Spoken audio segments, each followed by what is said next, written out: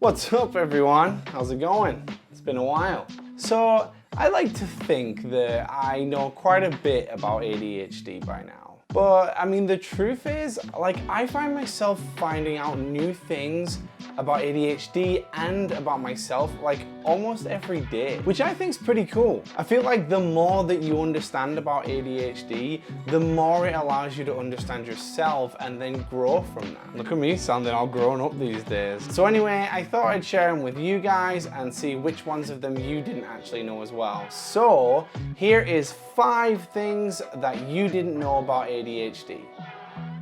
Probably. Okay, number 1. People with ADHD don't actually have trouble paying attention. It's a very common misconception that people with ADHD can't pay attention or focus. That's not where the problem actually lies. The problem is actually paying attention to the right things. Actually, ADHDers can display extreme amounts of concentration at times. The problem is that they can't really control what their focus is on. For example, if an ADHD is doing a project or they're doing some kind of writing or anything else that they're really passionate about, they are going to be hyper focused in on that. The problem is they're normally supposed to be focusing on something else at that same time. Alright, number 2.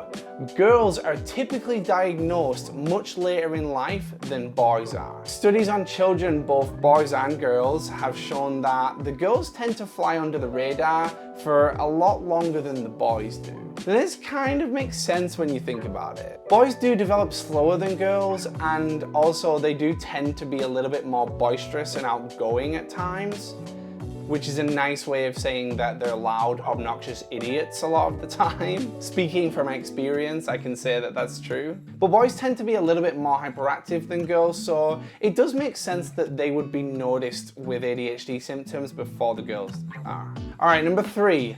Boys are more commonly ADHD and girls are more commonly ADD. Now, I know although technically now doctors see all these different forms of ADHD and ADD and everything as all under the ADHD umbrella now, so there's no actual distinction anymore, which honestly I think is kind of silly, to be honest, but there you go. But attention deficit without the hyperactivity seems to be more common in females.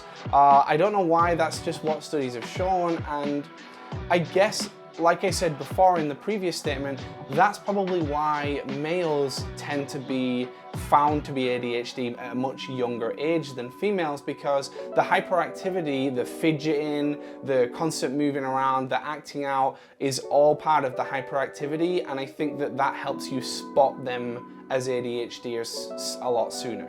Okay, number 4.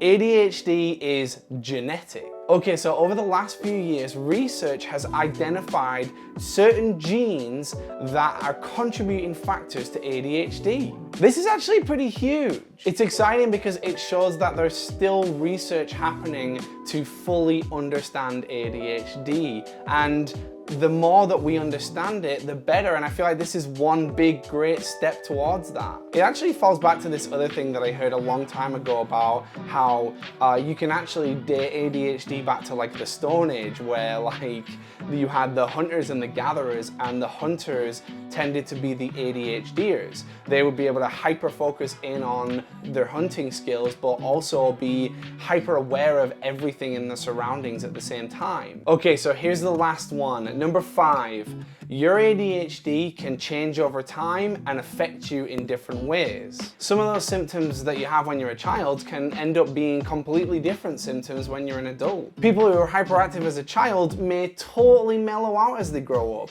or people who did really well in school may struggle a lot more when they get the independence that comes with college and university.